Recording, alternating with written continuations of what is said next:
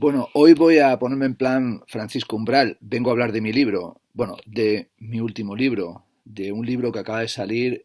ayer y que presentábamos en Murcia en el Museo Ramón Gaya. Un libro publicado en la editorial Ediciones Newcastle que dirige mi hermano Javier con su gata Misa y en el que había publicado previamente otro libro que se titulaba Estética a golpe de like. En este caso, este librito, bueno, digo librito, pero tiene 192 páginas, se titula Filosofía tuitera y estética columnista. Voy a hacer una intervención breve porque únicamente es haceros saber que el libro va a estar en unos días en las librerías, que va a estar en la calle, y animaros, si os apetece, a que lo compréis y podáis leerlo, que tiene además un precio que es bastante baratito. Y bueno, también voy a grabar este vídeo breve pues, para expresar mi felicidad por ver esta nueva criatura, que además tiene un aspecto precioso, con la imagen en portada de un fotograma de la película Simón del Desierto de Buñuel. Bueno, el libro es fundamentalmente una especie de continuación del anterior en esta misma editorial, Estética a golpe de like, solo que tiene un ensayo menos, un carácter menos analítico y sobre todo tiene un carácter más divertido. Es decir, tenía por razones emocionales por cuestiones de cómo ha sido este año y qué tipo de cosas nos han acontecido en la familia, pues tenía una necesidad imperiosa de hacer un texto o de dar rienda suelta a algo que en cierta medida sublimara la tristeza o me permitiera entrar en un dominio humorístico, así sencillamente, también porque hay momentos en los que uno piensa que tiene que encontrar por lo menos las razones para divertirse o tratar de reír, aunque lo que le apeteciera fuera otra cosa. Y entonces, bueno, pues compilé y articulé aquí pues lo que sería el material más humorístico de cuantos yo he escrito desde hace tiempo. Ayer hablaba de que este libro guarda una cierta relación con otro por el que tengo pues en la memoria bastante simpatía, que titulé Fasten Seatbelt, cuaderno de campo de un crítico de arte, que se publicó en la editorial Tabularium. Y en ese diario pues hablaba de lo que me sucedía cotidianamente, lo escribí al caer la noche y era siempre como una especie de lado oscuro de la práctica cultural y de la práctica crítico-artística y de los viajes y de situaciones un tanto delirantes en la que aparecían los amigos y era una especie de retrato de correrías bueno, de auténticas excentricidades. Y en este caso, sobre todo lo que hago es convertirlo no tanto en un diario, sino crear como dos bloques diferenciados. Por un lado está la filosofía tuitera, y eso tiene que ver con una serie de tweets que fui generando y que cuando empecé pues me fui animando cada vez más y esos tweets sobre todo surgen del carácter friki extraño y absolutamente delirante que pueden tener las reuniones departamentales universitarias, ¿no? En esas reuniones departamentales uno puede llegar a escuchar la cosa más extravagante, absurda y demencial que uno se pueda imaginar y que sobre todo sorprende que la hagan pues gente que tiene aparentemente una sólida formación académica y profesores de todo tipo, desde asociados a catedráticos, pueden enzarzarse en una discusión sobre la cantidad de papel higiénico que se gasta en los váteres de la sección departamental. Y bueno, pues decidí que por qué no iba a escribir una serie de tweets que fueran bromas sobre el comportamiento filosófico y también sobre bueno, pues la situación en la que se encuentra alguien como yo, que lleva ya muchos años dando clase en la universidad y que todavía tengo que animarme cada día para dar la siguiente clase y que sobre todo disfruto enormemente yendo a dar clase a la universidad y teniendo relación con los alumnos, pero que lo hago, como diría uno, a pesar de todo, incluso a pesar de mí mismo y a pesar del contexto en el que nos encontramos y tratando de ponerme de perfil con respecto a las burocracias, las indexaciones, todo ese mundo anequizante y anequizado frente a las transferencias y los exenios, frente a todo el tipo de habilitaciones y de los programas y de las guías docentes, sino en realidad tratando de pensar que cada día que uno va a hablar de lo que le gusta, pues es o puede ser, como decía Peter Hanke, un día logrado y que puedes realmente tratar de transmitir tu pasión a los alumnos, pero sobre todo tratar de hacer algo diferente de vender nihilismo o de meterse en un mundo ceniciento. Por lo tanto, aquí fui haciendo una especie de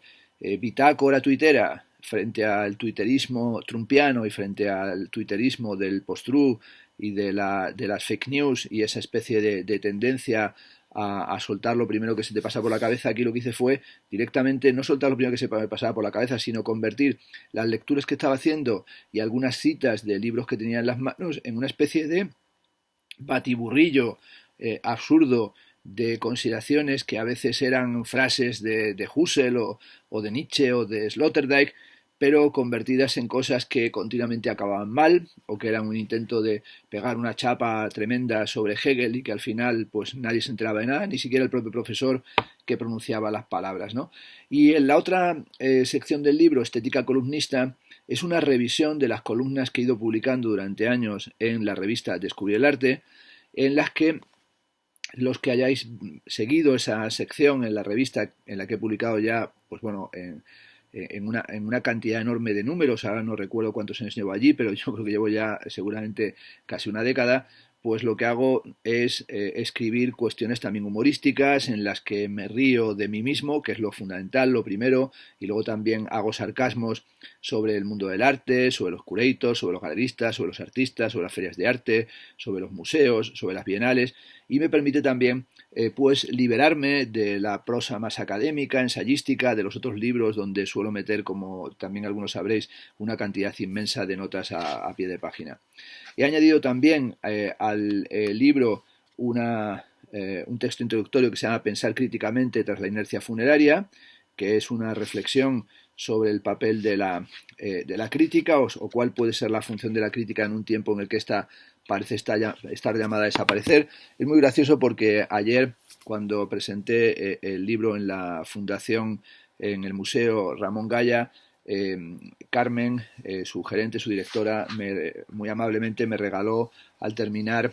una serie de libros de Ramón Gaya, y entre otros Naturalidad del arte y Artificialidad de la crítica, que es un libro que sabía su existencia pero que no había leído, y en el que Ramón Gaya comienza diciéndonos que lo más patético del crítico de arte, de música, de pintura y de poesía no es tanto que se equivoque y no entienda, sino que entiende de una cosa que no comprende. Bueno, Ramón Gaya lanza aquí una diatriba contra la crítica que le parece realmente una superchería y una estafa completa. Y bueno, me parecía también que era bueno que después de haber presentado mi libro, lo que me llevara en la mano fuera un libro de Ramón Gaya contra la práctica o contra el ejercicio de la escritura al que yo me dedico con pasión desde hace tantos años. También he añadido un capítulo que se titula Lo que queda, elogio de la cita, que es un tanto raro, porque en realidad es un elogio y es una vindicación del arte de la cita o de la crítica como acudir a la cita, y es un poco una reflexión sobre el citacionismo y la cita en la línea de aquellos pasajes de Calle de Dirección Única de Walter Benjamin, donde él habla de la crítica como una situación táctico-estratégica y como hay que ir con las citas, en realidad como casi un salteador de caminos va con la escopeta o un atracador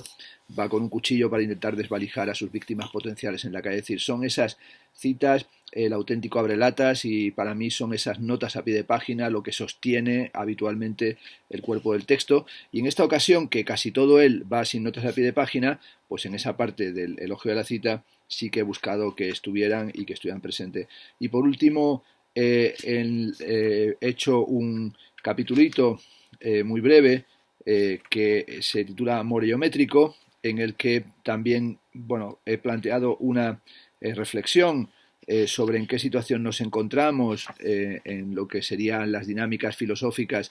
post-aceleracionistas y cuáles son las relaciones que tiene hoy la corporalidad y la producción estética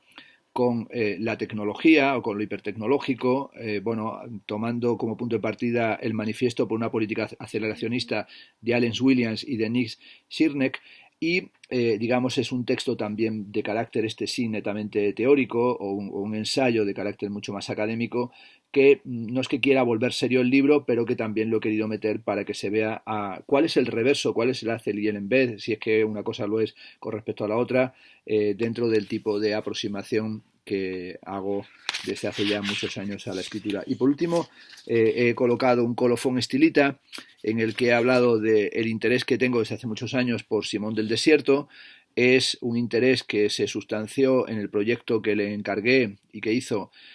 Domingo Sánchez Blanco para el proyecto de arte público de la ciudad de Alcobendas, del que hablaré en alguna otra ocasión más extensamente, que estuvo rodeado de todo tipo de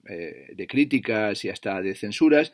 Y también nos llevó a escribir un libro que se tituló La columna a su pesar, que es un libro precioso, que no sé, supongo que a lo mejor está ya incluso descatalogado, y que también me llevó hace ahora más de un año a montar una exposición en la Galería Rafael Pérez Hernando, que era una reflexión sobre los estilitas y sobre autores y artistas que están preocupados por esa idea del santo, de la asceta, que se encarama el estilita a lo alto de una columna y desde allí anuncia el fin del mundo. Y esa especie de anunciarse del fin del mundo era algo, y así termina el libro, de lo que habla Paul Virilio, cuando dice: lo que impulsó este delirio y esta voluntad de los estilitas de conseguir la perfección en medio de los padecimientos y colocándose en esta soledad, era que ellos apostaban la salvación de sus almas y se instalaban entre la tierra y el cielo, en la cumbre de cualquier columna o pórtico de un templo en ruinas, desde donde contemplaban la agonía de un mundo antiguo en descomposición. La imagen que con mucho criterio han colocado en la portada de este libro, que la ha seleccionado mi hermano y la diseñadora del libro, me ha parecido muy bien, porque no es el estilita en lo alto de la columna está vacía en ese momento y el estilita se encuentra, como podemos ver ahí, en medio. No sabemos si sube o desciende, y tiene en torno a él todo este colectivo que está admirando su proeza, esa especie de atletismo religioso en el que, o esa especie de resistencia absolutamente cuasi circense, o esa resistencia física, esa resistencia del material corporal, y no sabemos si ha desistido de su tarea o está encaramándose para continuar con su propósito. En cualquier caso, está en un espacio intermedio, está en un espacio que no es de suspensión, sino que tiene que agarrarse necesariamente a esa columna, y por lo tanto pone en cuestión la trascendencia y ese discurso del Apocalipsis, esa advertencia de las postrimerías del fin del mundo. Y es ahí justamente donde no sabemos si subimos o bajamos de la columna, si renunciamos a la labor ascética trascendental, o de esta especie de teología desértico-anacorética, o nos estamos volviendo a dirigir al mundo material y nos volvemos a colocar con estos pastores, con esta gente que rodea las columnas. Es en ese espacio intermedio donde se sitúa este libro. No es un libro de pretensiones filosóficas, no es la construcción de la gran teoría, pero tampoco es el desparrame absoluto, sino que lo que intenta es introducir a través de la fisura del sarcasmo y el humor otras posibilidades para continuar pensando y para continuar escribiendo. Ojalá os interese este libro y os animo a que lo busquéis y a que lo leáis, y tal vez a que me deis vuestras opiniones.